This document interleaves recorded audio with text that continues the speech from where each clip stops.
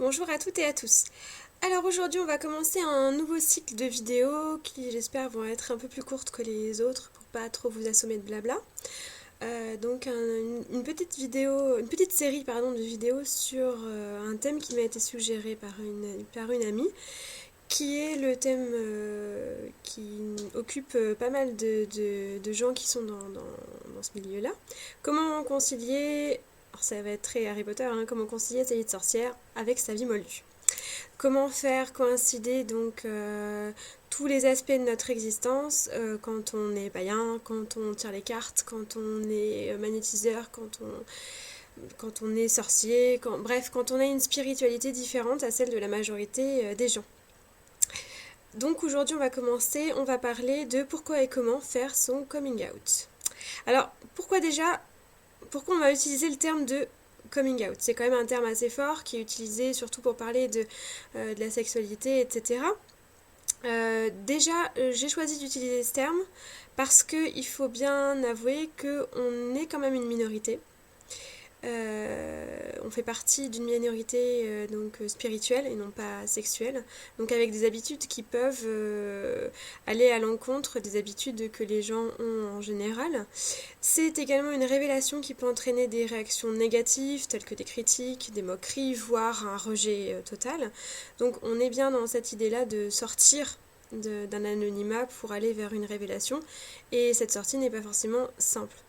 Et ensuite, parce qu'on est quand même dans un domaine qui est encore peu reconnu et accepté, parce qu'il est mal connu, et parce qu'on a peur en général de ce qu'on ne connaît pas. Donc voilà, je trouve en ça que la révélation d'une spiritualité différente, finalement, elle est un petit peu sur le même plan que la révélation d'une sexualité différente, parce que justement, voilà, on va se placer en tant que personne différente dans une société dans laquelle ces choses-là ne sont peut-être pas toujours admises avec facilité. Voilà. Alors on va voir plusieurs choses différentes dans cette vidéo. On va voir pourquoi faire son coming out, donc quelles sont les motivations de tout ça, comment le faire en fonction des différentes personnes à qui on s'adresse, et en cas de réaction négative, qu'est-ce qu'on fait? Comment on se comporte? Voilà, qu'est-ce qu'on fait? Alors pour commencer, donc pourquoi faire ça? Quelles sont les motivations qui peuvent nous pousser à nous mettre au grand jour, alors qu'on nous dit très bien vivons heureux, vivons cachés, mais pourquoi vouloir décider de sortir de l'anonymat de la personne lambda, et pourquoi vouloir se révéler comme ça? Déjà parce que je crois que la motivation première, c'est d'être soi-même entièrement. Surtout envers les gens qu'on aime ou les gens avec qui on a des contacts très fréquents. C'est fatigant de devoir non pas mentir, mais se cacher une part de notre personnalité qui est quelquefois très importante, qui va régir une grande partie de notre vie, et c'est difficile au quotidien de rester dans l'anonymat, de ne pas en parler. C'est difficile. Des fois on a besoin de se montrer entièrement et de ne pas porter de masque parce que c'est fatigant. Donc une volonté aussi envers certaines personnes de ne plus mentir. Je pense notamment à tous ces jeunes gens qui m'ont contacté ou qui me contactent encore en me demandant comment j'ai fait, comment je vis ma spiritualité, parce que eux ont des parents catholiques, sont obligés de les suivre à la messe et qu'ils n'en peuvent plus de mentir, de prendre l'hostie ou autre, hein. Je vous parle de la messe parce que j'ai eu le cas de nombreux enfants catholiques, enfin jeunes gens, on va pas dire enfants, on va dire jeunes gens, parce que ce sont des gens qui ont déjà réfléchi. Donc voilà, la volonté de ne plus se cacher, de ne plus mentir. Ça peut aussi être motivé par une volonté de partager un aspect de sa personnalité, de sa spiritualité, de vouloir l'exprimer. Comme certains peuvent l'exprimer au quotidien, donc de vouloir se montrer entièrement, sans volonté forcément d'étaler ses croyances, hein, mais voilà, de vouloir faire partager ça aussi avec des gens. Et aussi, il y a quand même une attente qui est grande, c'est celle de rencontrer un retour positif de la part de nos proches, d'être compris, d'être pas forcément soutenu, mais au moins d'être compris, quoi, d'être soutenu quelque part, si. Même si on n'est pas forcément suivi, au moins de se dire que quand on explique les choses, ça tombe pas dans l'oreille d'un sourd. Donc voilà, toutes ces motivations-là, c'est vraiment, à mon sens, et d'après ce que j'ai reçu et ce qu'on m'a dit, c'est vraiment les motivations premières qui vont pousser à vouloir faire ce coming out. Ensuite, une fois qu'on a pris notre décision, une fois qu'on veut en parler, que ça y est, c'est dit, c'est fait, dans notre tête, le cheminement est fait, comment le faire? Comment on fait? Alors là, clairement, tout va dépendre de la personne à qui on parle. J'ai listé quatre types de personnes à qui on peut parler, qui sont les parents, qu'on soit ado ou pas d'ailleurs, hein, ça va aussi concerner les adultes, hein. On a quand même un rapport avec nos parents qui est important, qu'on ait moins de 18 ans ou qu'on en ait 30 ans. Les amis, évidemment, le ou la conjointe, et une dernière parenthèse que je ferai au sujet des collègues de travail. Alors pour commencer, les parents. Quelles sont les principales motivations, les principales volontés de faire son coming out à ses parents? Être soi-même, évidemment. Hein, parce que même si on ne vit pas encore avec ses parents, c'est quand même super important d'être compris par ses parents. Ça, c'est fondamental. Les parents vont être ce qui va nous définir. Ça peut être des soutiens, ça peut être aussi des obstacles, certes, mais quand même il faut garder à l'esprit que les parents souvent occupent une place très très importante dans nos vies, donc c'est vrai que c'est important d'être entier avec eux. Ça peut être dans un souci d'honnêteté, donc je parle notamment de des jeunes gens qui sont dans l'obligation de suivre leurs parents à l'église. Un jour ils auront peut-être pas envie d'y aller, il faut être honnête, il faut expliquer pourquoi. Une volonté de soutien aussi, d'être compris, d'être voilà, d'être soutenu par ses parents, d'avoir la satisfaction de se dire qu'au moins eux nous comprennent et nous soutiennent. Et aussi, certaines fois, une certaine volonté de, alors là je mets des gros guillemets, hein, très gros, une volonté de validation. Ça, on peut pas le nier. C'est quand même quelque chose dont on a besoin, même si c'est pas toujours conscient, même si c'est pas toujours bien exprimé, on a besoin que nos parents nous valident, nous disent ok, c'est bien, on a compris, fais ce que tu veux. Même s'ils adhèrent pas, l'idée de validation est quand même présente. C'est important, c'est dur de ne pas être compris par ses parents, et c'est dur d'avoir des parents qui sont opposés à ce qu'on fait. Donc, même si c'est pas toujours le cas, c'est quand même pour moi une motivation importante. Alors, quelles sont les principales difficultés qu'on va rencontrer face aux parents? Évidemment, on va se heurter à une crainte de dérive sectaire. Ça, dans quasi 95% des cas, ça va ressortir à un moment ou à un autre. Pourquoi? Parce que voilà, tous les mouvements spirituels alternatifs qui ne dépendent pas des grandes religions du livre, ou qui en dépendent mais de manière un peu borderline, sont associés malheureusement à des dérives sectaires. Ces dérives sectaires, elles sont réelles, les craintes, elles sont réelles, et si vos parents craignent pour vous dans ce domaine-là, j'ai envie de dire c'est presque normal. Parce que on voit énormément de choses, de dérives, qui arrivent à cause de mauvaises prises en compte de la spiritualité ou d'utilisation d'une spiritualité falsifiée sur une personne en état de faiblesse morale.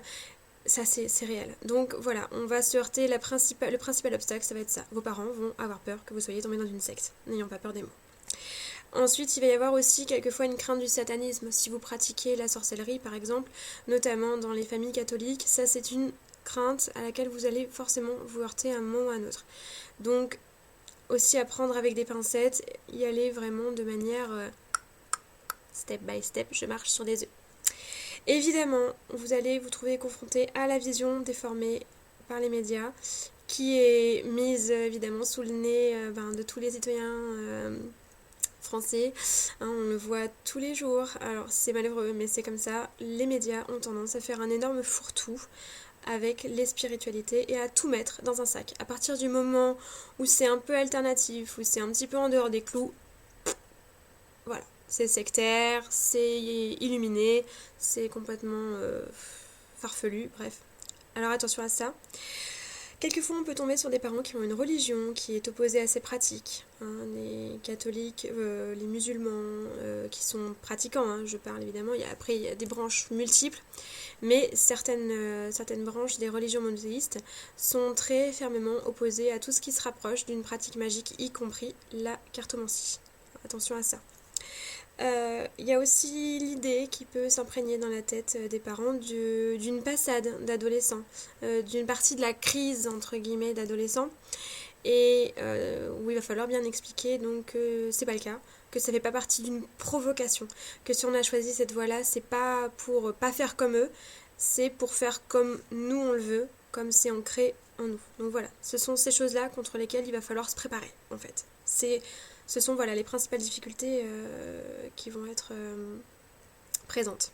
Évidemment, ça peut aussi très bien se passer, hein. Je vous le souhaite de tout cœur. Je suis dramatique, je dramatise les choses, hein. Donc voilà, j'essaye de parer à toute éventualité. Alors, quel est le comportement à adopter, justement? Alors, un conseil qui est valable pour toutes les personnes à qui on s'adresse, jamais, jamais, jamais se mettre en colère. Même face à une réaction négative. La colère, c'est vraiment quelque chose qui va vous décrédibiliser tout le temps. Parce qu'on va se dire, ah, il est sur la défensive, il est agressif, c'est qu'il a des choses à se reprocher. Il ou elle. J'utilise le il comme j'utiliserai un pronom, peu importe. Donc, faites bien attention à ça, même si des fois c'est tentant de se mettre en colère, ça arrive, ne vous mettez pas en colère. Avancez des arguments aussi, hein. N'ayez pas peur de ça. Préparez le terrain avant. N'allez pas placer ça comme ça de but en blanc entre le fromage et le dessert. Préparez les choses, préparez vos arguments. Comme un plaidoyer, presque. Donc, avancez que vous êtes dans une spiritualité où il n'y a pas de dogme établi, donc pour enrayer l'idée de la secte. Ayez toujours une volonté de transparence, d'honnêteté. Montrez bien que si vous en parlez, c'est pour être honnête, c'est pour vous montrer, c'est pour ne rien leur cacher. Ça, c'est important. Aussi, montrez que vous avez une volonté de faire votre chemin vous-même et de réfléchir par vous-même, sans qu'on vous donne des pistes de réflexion avant. Que vous voulez réfléchir sur le monde, réfléchir sur l'équilibre, réfléchir sur les saisons, sur le déroulement, sur la vie. Montrez que vous voulez penser par vous-même. Pour les plus jeunes d'entre vous, pensez aussi à rassurer vos parents au sujet de vos résultats scolaires, de montrer que c'est pas un hobby qui va vous prendre du temps sur vos révisions. Ça paraît un petit peu futile, mais c'est important. Et c'est quand même une des grandes préoccupations des parents, que leur enfant réussisse à l'école. Donc montrez-leur bien, prouvez-le avec des notes qui ne changent pas. Montrez bien que ça ne va pas influer votre travail scolaire. Utilisez aussi des mots doux. Hein. Donc par exemple, c'est valable pour tout le monde aussi, que ce soit vos parents ou aux autres personnes. Pensez toujours à utiliser des termes modérés. Par exemple, utilisez magie plutôt que sorcellerie, charme plutôt que rituel. Tout ça, non pas pour tromper, mais pour éviter de renvoyer à des mauvais stéréotypes. N'oubliez pas qu'on souffre d'un grand nombre de stéréotypes.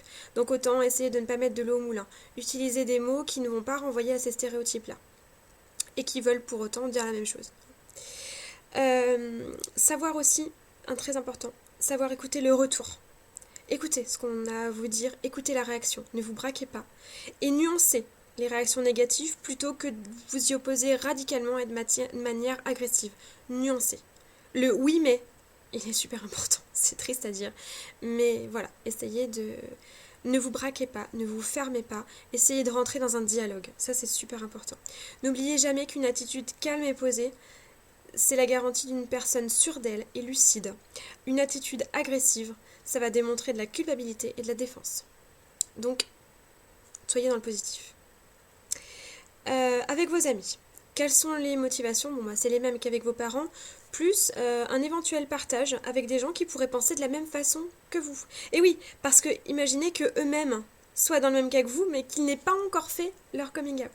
Le fait que vous en parliez, ça peut amener sur des sujets, des fois on découvre des choses passionnantes sur ses amis quand on décide de faire le premier pas. Alors évidemment, les principales difficultés, là, ça va être les moqueries. Ça va être les rumeurs déformées et malveillantes, dans le cas de gens qui sont incompris. On sait que les amis peuvent être cruels, notamment dans les années collège-lycée, même plus tard. Attention, les gens peuvent raconter des choses et souvent on a l'effet téléphone arabe. Attention à ça. Également aussi, vous pouvez vous trouver face au scepticisme. Ça, c'est le truc qui va venir en premier. Ça va être le... Moi, j'y crois pas à ton truc. Voilà. Donc, préparez-vous à ces attitudes-là. Alors, quel est le comportement à adopter? Le même qu'avec les parents. Et vous pouvez parer aux éventuelles moqueries en les anticipant. Vous connaissez vos amis, vous savez à peu près comment ils vont réagir, sans quoi ils croient ou pas. Donc, anticipez ça, préparez. En fonction de l'ami à qui vous parlez, préparez votre discours. Amenez-le, je sais que ça peut paraître stupide, mais moi, je crois que... Tac, tac, tac, etc. Éventuellement, vous pouvez révéler au compte-gouttes aussi. Commencez par les choses les plus accessibles, comme la divination par exemple. Et au fur et à mesure bien sûr, au fur et à mesure que l'acceptation de ce fait-là se fait, ça y a beaucoup de faits, bref. Donc au fur et à mesure que vos amis acceptent, vous pouvez leur en révéler un peu plus. Vous n'avez pas besoin de tout déballer d'un coup, hein. C'est valable avec tout le monde, ça aussi, hein, mais principalement avec les amis. Ensuite, si vous avez donc un ou une conjoint ou conjointe, un copain, un mari, une copine, une femme, bref, quelqu'un qui partage votre vie, ou plusieurs, je ne juge pas, vous avez peut-être aussi envie de lui en parler. Quelles sont les principales motivations? Bon, c'est les mêmes que précédemment. Et il y a une grosse motivation aussi qui peut apparaître, c'est de pouvoir conserver ses pratiques librement quand on se met à vivre ensemble. Il y en a beaucoup qui sont freinés par ça, parce que quand on épouse ou quand on se met en concubinage avec quelqu'un qui ne partage pas les croyances, on n'ose plus pratiquer. Et c'est dommageable dans la vie de tous les jours, c'est difficile à vivre. Donc ça peut aussi être la motivation première pour en parler à son conjoint, c'est ça. Tu vas vivre avec moi, voilà ce qu'il faut que tu saches. Hein. En même temps, on peut parler de la maniaquerie du ménage, ou du je ne fais pas la vaisselle, ou du attention par contre tes pantoufles tu les achèteras toi-même. Libre à vous. Alors quelles sont les principales difficultés qu'on va rencontrer? Là, on va cumuler celles des parents et des amis. C'est-à-dire qu'on va se retrouver avec des gens qui vont avoir peur pour nous, qui vont dire oh mon Dieu, ma femme est tombée dans une secte, oh mon Dieu, mon mari est sataniste, et qui en même temps vont se dire aussi moi j'y crois pas à ton truc. Donc voilà, on va se retrouver avec les deux situations d'une personne qui va chercher à nous protéger, qui va avoir peur pour nous, et en même temps de quelqu'un qui peut se montrer sceptique, voire opposé à ça. Le mot d'ordre du comportement adopté avec le conjoint ou la conjointe, c'est la transparence. On prépare le terrain en fonction de la spiritualité de son conjoint aussi. Ça, c'est important. On ne va pas annoncer son coming out de la même manière à un athée qu'à un musulman pratiquant, par exemple. On est d'accord. Et vous allez donc choisir vos arguments en conséquence. Alors en général, face à un croyant, toute religion confondue, vous allez expliquer, si vous ne partagez pas sa foi, vous allez expliquer que vous ne la partagez pas, mais que vous avez une foi à vous, et que cette foi-là, elle est tout aussi importante que la sienne. Et ça, il faut qu'il le comprenne. Donc, vous ne... Jamais, vous ne dénigrez sa foi, à condition qu'il ne dénigre pas la vôtre. Hein, ça va être un rapport d'échange, d'équilibre, on va dire, même plutôt. N'hésitez pas aussi à faire des ponts entre ces pratiques religieuses et vos pratiques. C'est-à-dire, par exemple, si vous parlez à un catholique, vous allez lui dire à propos d'un charme que vous avez fait, toi, rappelle-toi, t'as bien allumé un cierge pour l'opération du coup de gauche de Tata Fernande. Eh ben moi, je fais pas comme ça, moi j'ai fait ça. Mais toi, regarde, tu te mets bien à genoux pour prier devant une statue. Eh ben moi, je fais pas comme ça, moi je fais différemment. Voilà, expliquer que lui fait des choses aussi, que ça lui semble normal parce que c'est ancré dans sa religion, mais que c'est pas plus fantaisiste que vos pratiques à vous. Hein. Donnez des exemples concrets. Toujours dans le calme. Et lui dire évidemment que vous acceptez ce qu'il fait, que vous ne lui demandez surtout pas de faire comme vous, que vous, ça vous dérange absolument pas. Mais que vous ne faites pas différemment, que vous avez besoin de faire autrement et que vous avez besoin qu'il l'accepte. C'est un peu la même chose que le végétarisme. Tu veux manger ton steak? Non, mange-le. Par contre, tu ne me feras pas manger. Ok? Voilà. Donc c'est cette idée-là. Fais comme tu veux, mais laisse-moi faire ce que je veux. Il faut qu'il accepte effectivement que vous ayez des foi différentes. Face à un athée, c'est pas forcément plus facile. Vous allez expliquer que vous avez foi en quelque chose et que votre foi vous aide au quotidien à traverser les bons et les mauvais moments de la vie. Pas que les mauvais. Si vous accentuez sur les mauvais moments, il va croire que vous êtes dans une dérive sectaire. Il ou elle. Je dis il parce que je suis une femme et que voilà, je me présente comme ça. Traduisez, hein. Je vais pas faire des slash à chaque fois que je vais utiliser un pronom personnel, sinon ma vidéo va encore durer 18 minutes. Elle en est déjà à 19, donc c'est foutu de toute façon. Bref, donc expliquez que vous avez une foi qui vous aide, qui vous soutient au quotidien, que vous avez des gestes ritualisés, notamment pour exprimer cette foi, et que c'est uniquement une manière de vous exprimer. Appuyez notamment sur la notion de pourquoi pas, sans entrer dans une affirmation prosélyte. C'est important face à un athée, parce que sinon il va croire que vous voulez le convertir.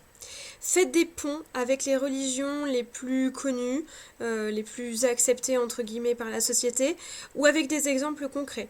Dans le cas, par exemple, si vous faites une offrande quand vous allez cueillir des plantes, vous pouvez lui dire, moi je donne de mes cheveux à la plante que je viens de cueillir, comme je donnerais de l'argent à mon boulanger quand je lui prends une baguette.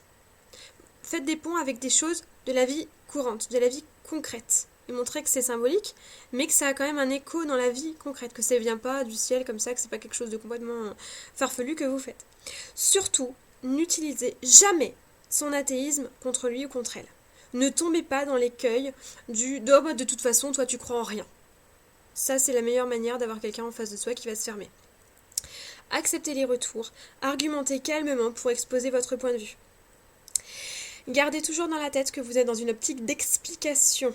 Je t'explique qui je suis, ce en quoi je crois, parce que c'est important pour moi que tu le saches et que tu le comprennes. C'est ça votre discours. Ça doit être le fil conducteur de votre discours. Ne rentrez pas dans un débat pour savoir qui est à la fois la plus raisonnable. On discute, on ne convertit pas.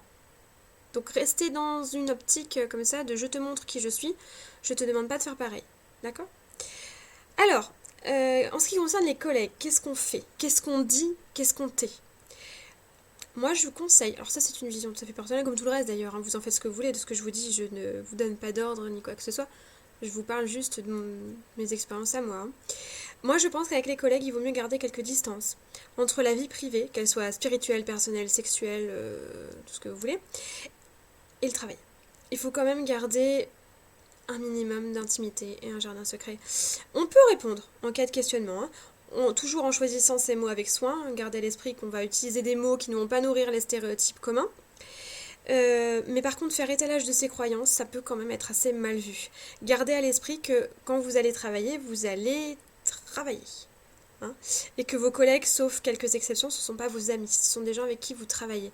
N'oubliez pas que les rumeurs, ça va vite, et que quelquefois, c'est triste à dire, mais votre spiritualité peut vous coûter cher dans votre travail. Je parle en connaissance de cause. Donc faites attention à ça. D'accord ? Donc, en cas de réaction négative, qu'est-ce qu'on fait ? Comment on réagit ? Évidemment, je le dis, je le répète, gardez toujours votre calme. Ne vous mettez jamais, jamais en colère. Il vaut mieux laisser les choses reposer, les idées faire leur chemin quelques jours avant de retenter une explication, plutôt que de vouloir absolument arriver à un résultat positif qui t'a pilonné le cerveau de l'autre. Ça sert à rien. Si la personne est ferme en face de vous, taisez-vous, laissez tomber. Vous y reviendrez plus tard quand l'idée aura fait son chemin dans sa petite tête. Face à l'interdiction des parents notamment. Si vos parents vous disent non, tu feras pas ça, je te l'interdis. Ne rentrez pas dans une contre-argumentation où vous allez vous mettre en colère. Expliquez calmement que si vous êtes venu leur expliquer tout ça, c'est par volonté de transparence pour expliquer qui vous êtes et ce en quoi vous croyez. Donc, rentrez là-dedans. Dites-leur, je suis venu vers vous, j'ai fait cette démarche. C'est pas pour vous demander la permission de faire quelque chose, c'est pour vous dire qui je suis. Face à la crainte des dérives sectaires, sataniques, et rédhibitoires, historiques et compagnie, mettez en avant le fait que vous êtes votre propre maître à penser surtout, que vous ne dépendez de personne, que vous n'avez ni prêtre, ni gourou, ni marabout, ni premier ministre, ni tralala, ni falbala, ni blablabla. Vous faites vos propres choix. Dites-le bien, ça c'est très très très très important. Avancez des arguments qui vont inciter à la pondération. Je ne suis pas un enseignement de personne, je n'écoute personne, je fais ça pour moi, je ne donne d'argent à personne. Expliquez bien que vous êtes seul sur votre voie, que c'est une voie personnelle et que c'est une voie intimiste, que c'est pas quelque chose que quelqu'un va vous dicter. Face au scepticisme et à la moquerie, ce serait trop long, on y reviendra dans une prochaine vidéo et on s'étendra là-dessus. Gardez toujours à l'esprit que le maître mot c'est le calme, toujours. Donc voilà, j'ai fait un petit... C'est très basique, on a survolé les choses, c'est une introduction. On y reviendra en détail dans des prochaines vidéos, on verra comment concilier la vie sorcière et la vie profane. En attendant, si vous avez des remarques sur ce que j'ai dit, si vous avez des expériences que vous voulez faire partager, si vous avez des questions, si vous avez des choses que vous voudriez voir éclaircies, les commentaires en dessous sont là pour ça. N'hésitez pas, je les prends en compte et j'essaierai d'y répondre de mon mieux. Je vous remercie de m'avoir écouté, j'espère que tout ça vous aura un petit peu éclairé, que vous ferez votre coming out dans des conditions optimales. Je vous souhaite bon courage et je vous dis à bientôt.